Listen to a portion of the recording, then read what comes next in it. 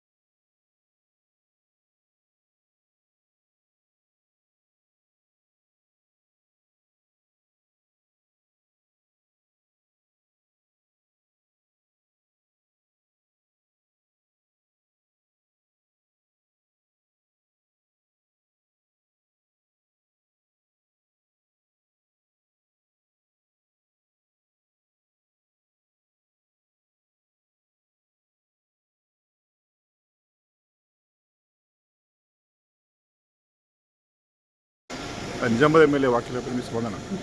ఏదైతే హైదరాబాద్ నగరంలో ఉన్న ప్రజల మీద ఎమ్మెల్యేలు మంత్రులు ఏ రకంగా మాట్లాడుతున్నారంటే, ఈ రాష్ట్రము తెలంగాణ రాష్ట్రం 10 ఏళ్ళు అయింది ఏర్పడి, కోర కూడా ఏ చిన్న సంఘటన జరగకుండా కేసీఆర్ నాయకత్వంలో హైదరాబాద్ ప్రజలను కంటి రూపాయలు కాపాడుకున్నాం. ఇప్పుడున్నటువంటి గవర్నమెంట్ వచ్చిన తర్వాత ఎమ్మెల్యేలు రెచ్చిపోతూ ఉన్నారు, మంత్రులు రెచ్చిపోతూ ఉన్నారు. ఓ చిన్న సంఘటన ఆంధ్రలో వెళ్ళిపోండి అనే విధంగా భయంకరంగా ఒక ఎమ్మెల్యేలు మాట్లాడారు. మన శిక్షణ తరగతులు పెట్టిరిల్లు, మరి స్పీకర్ గారు ఆధ్వర్యంలో శిక్షణ తరగతులు పెట్టినప్పుడు ఇటువంటి భాష మాట్లాడొద్దు అన్నటువంటి ఆలోచన కూడా చెప్పాల్సిన అవసరం ఉంది. బీజేపీ కాంగ్రెస్ ఒకటై ఆ రోజున ఆ రకమైనటువంటి శిక్షణ తరగతి పెట్టి సాగరిస్తూ ఉన్నాం. ఇవాళ ఆందోళన తెలిపండి ఇక్కడ ఉండొద్దు అని ఒక లాయరు, ఒక అతను, అదేవిధంగా ఒక ఎమ్మెల్యే, అదే ఒక మంత్రి, నువ్వు ఏం కంట్రిబ్యూషన్ ఉన్నది సినిమా వాళ్ళది అన్నటువంటి మాటలు మాట్లాడడం నేను ఒకటే కోరుతూ ఉన్నాను.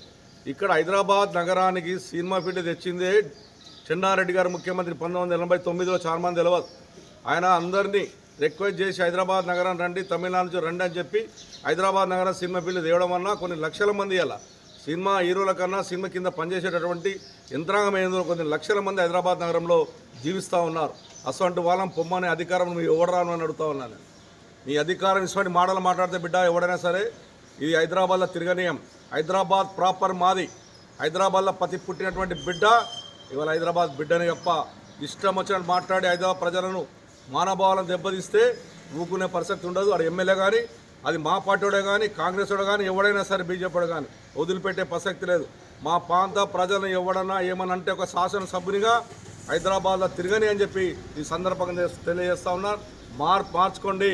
హైదరాబాద్ ప్రజలు ప్రశాంతతను కోరుకుంటారు తప్ప ఇష్టమైన మాట్లాడతాం వదిలిపెట్టే ప్రసక్తి లేదని చెప్పి ఎమ్మెల్యేలకు మంత్రులు కూడా హెచ్చరిస్తూ ఉన్నారు. మేము చెప్తా ఉన్నాము, అల్లు అరవింద్ జాగ్రత్త, నువ్వు ఓన్లీ వేషాలు పగటి వేషాలు వేసుకొని మరి ఒక చెత్త సినిమా తీసినావు. అదే మన పుష్ప అంటే ఏంది, మన సామాజిక అంటే సమాజాన్ని బాగుపరిచే సినిమా, అది ఒక స్మగ్లర్ సినిమా. అది ఎర్రచందనం అమ్ముకోవడానికి నువ్వు చేసిన దందలను చూపించినావు. నువ్వు మా ముఖ్యమంత్రి మాట్లాడితే ఖబర్దార్, నువ్వు ఆంధ్రోడివి, ఆంధ్రోడ్లాగానే ఉండి ఇక్కడ బతకడానికి వచ్చినావు. నేను ఒక ఎమ్మెల్యేగా, రూలింగ్ పార్టీ ఎమ్మెల్యేగా మాట్లాడుతూ ఉన్నాను. ఇవాళ మీకు ఇచ్చిన గౌరవాన్ని ఉంచి ఇక్కడ వ్యాపారం చేసుకోండి. కానీ మా ముఖ్యమంత్రి గారి మీద మాట్లాడినా ఇంకేదో నీకు ఉన్నది ఏందయ్యా, నువ్వు పగటి వేషగాడివి, డబ్బులు ఖర్చు పెట్టి డబ్బులు సంపాదించుకునే వ్యాపారస్తుడి, నువ్వు ఈ సమాజానికి ఏం చేసావు? నీ గౌరవం ఇవ్వాలి. ఇవాళ చనిపోయిన వ్యక్తిని పరామర్శించే మీరు వ్యాపారం చేసుకొని బతకండి అంతే.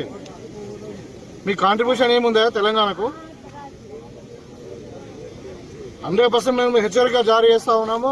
ఇంకా మన ఇంటి ముంగట కొంతమంది వాళ్ళు జాయింట్ యాక్షన్ కమిటీ వాళ్ళు ఏదో చేసినట్టు, కానీ ఖచ్చితంగా ఇట్లనే ఇదే పద్ధతిగా మార్చుకోకుంటే తప్పదంగా కాంగ్రెస్ శ్రేణులు కూడా తెలంగాణలో మీ సినిమాలు కూడా ఆడడం కొడుకు అని చెప్తా ఉన్నాం. ఒళ్ళు దగ్గర పెట్టుకొని మాట్లాడు. నువ్వు చేసింది ఏంది? పర్మిషన్ లేకుండా థియేటర్కి పోయినావు. అక్కడ ఇంకా నేను చెప్తా ఉన్నా, నేను మా ముఖ్యమంత్రి గారు చెప్పలే కానీ అక్కడ జరిగిన సంఘటన ఏం తెలుసా? అక్కడ తొక్కిసలాటలో వ్యక్తి చనిపోయింది, ఒక లేడీ. ఈయన పర్మిషన్ లేకుండా కార్ మీద జీప్ మీద ఎక్కి చేతులుపుకుంటూ పోతే అందరు దగ్గరకు వచ్చేసారు. దగ్గరకు వస్తే వాళ్ళ వీళ్ళు ఉంటారు కదా సెక్యూరిటీ, వాళ్ళందరూ కూడా తొక్కిసలాట అయిన తర్వాత ఇక్కడ పోలీసు వాళ్ళు చెప్పారు, ఏసీబీ పోయి ఏమని చెప్పిందంటే అక్కడ మహిళ చనిపోయింది, ఇంకొక బాబు తీవ్రంగా గాయపడ్డారు సార్, మరి ఇక్కడ ఉండకుండా మీరు థియేటర్కి వెళ్ళిపోండి అంటే వాడు ఏమంటాడు తెలుసా? నరబలి అయిపోయింది, సినిమా హిట్ అవుతారంట ఆ ఫాల్తుగాడు మాట్లాడేది. మనకి అసలు మానవత్వం ఉందా విధవా?